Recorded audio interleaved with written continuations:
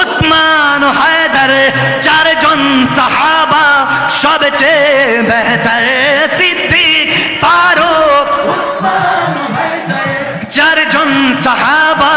সবচেয়ে বেহতর, কারণ তাদের দিলে আছে আল্লাহর পেগম্বর। সবাই নারায়ে তাকবীর, জোরে নারায়ে তাকবীর, আল্লাহ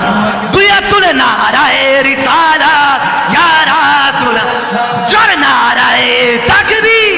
আল্লাহু আকবার, নারায়ে রিসালাত ইয়া রাসূলুল্লাহ, জোরে নারায়ে তাকবীর, আল্লাহু আকবার, নারায়ে রিসালাত ইয়া মাশাআল্লাহ, নারায়ে তাকবীর, আল্লাহু আকবার, নারায়ে